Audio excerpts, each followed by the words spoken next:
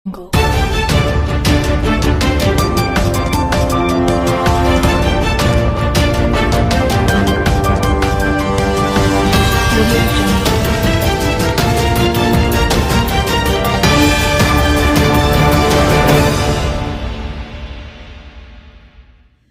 pagi semuanya, seputar info kembali hadir di sela-sela aktivitas Anda. Bersama saya Salma dan teman saya Jihan yang akan memberikan berita-berita terbaru dan teraktual 10 Desember 2021 hanya di MPI TV.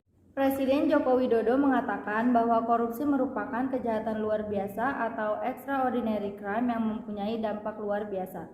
Dilihat dari jumlah kasus yang ditangani aparat penegak hukum, jumlahnya juga termasuk luar biasa, kata Jokowi saat memberi sambutan dalam peringatan Hari Anti Korupsi Sedunia di Gedung Komisi Pemberantasan Korupsi, Jakarta, Kamis 9 Desember 2021. Dilihat dari jumlah kasus yang ditangani aparat penegak hukum, jumlahnya juga termasuk luar biasa. Pada periode Januari sampai November 2021, Polri telah melakukan penyidikan 1.032 perkara korupsi. Kejaksaan pada periode yang sama telah melakukan penyidikan sebanyak 1.486 perkara korupsi. Pemberantasan korupsi tidak boleh terus-terusan identik dengan penangkapan. Pemberantasan korupsi harus mengobati akar masalah. Pencegahan merupakan langkah yang lebih fundamental. Dan kalau korupsi berhasil kita cegah, maka kepentingan rakyat terselamatkan. Pada periode Januari sampai November 2021, kata Jokowi, Polri telah melakukan penyelidikan 1.032 perkara korupsi. Dalam kasus Jiwasraya misalnya, para terpidana telah dieksekusi penjara oleh kejaksaan dan 2 diantaranya divonis penjara seumur hidup. Tak hanya itu, aset sitaan mencapai 18 triliun juga dirampas untuk negara. Kemudian dalam kasus Asabri, 7 terdakwa dituntut mulai dari penjara 10 tahun sampai dengan hukuman mati. Para terdakwa juga diwajibkan membayarkan uang pengganti kerugian negara mencapai belasan triliun rupiah. Berikut cuplikan kasus Jiwasraya dan kasus Asabri.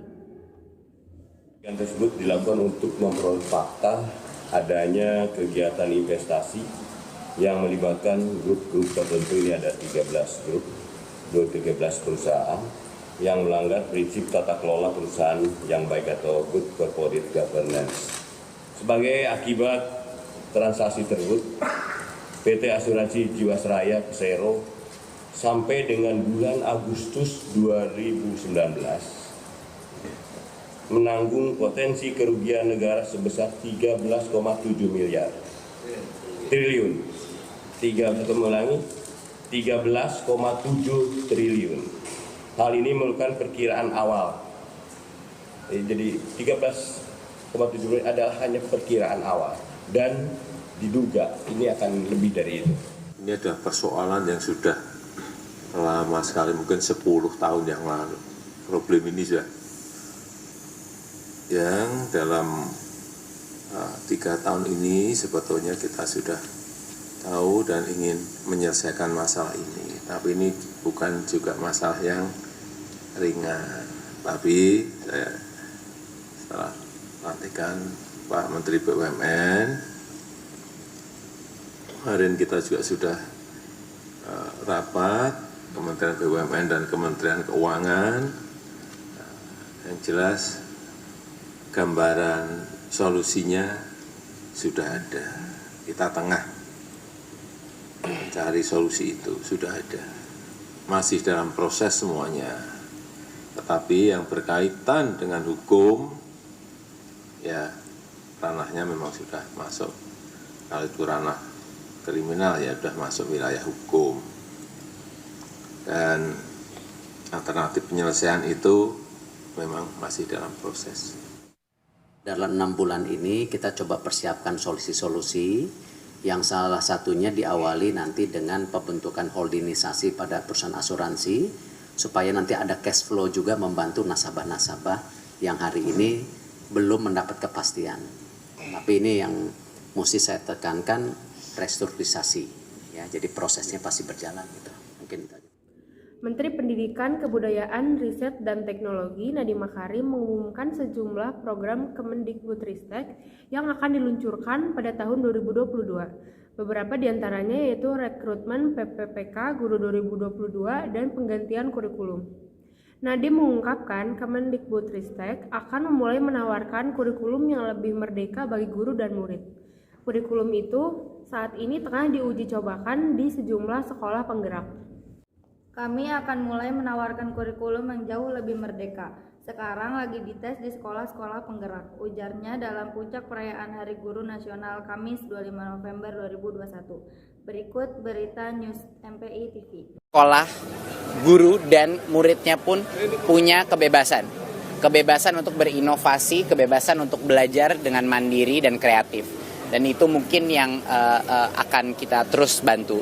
Dan saya sadar bahwa saya nggak bisa hanya meminta atau mengajak guru-guru melakukan ini. Saya PR di bagian Kementerian Pendidikan Kebudayaan dan juga di Dinas Pendidikan itu besar sekali juga untuk memberikan ruang inovasi kepada guru-guru. Jadi benar itu PR kita.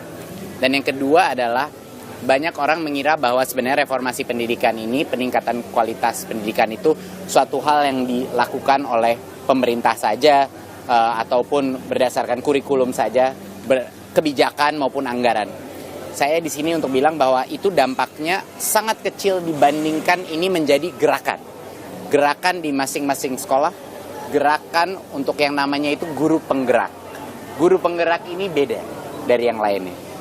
Dan saya yakin di semua unit pendidikan, baik di sekolah maupun di universitas, ada itu paling tidak minimal 1 guru penggerak. Sekian berita yang dapat kami sampaikan hari ini. Saya Jihan berserta rekan saya Salma, membawa acara MPI TV pagi ini mengucapkan terima kasih. Dan sampai jumpa pada waktu dan acara yang sama esok hari.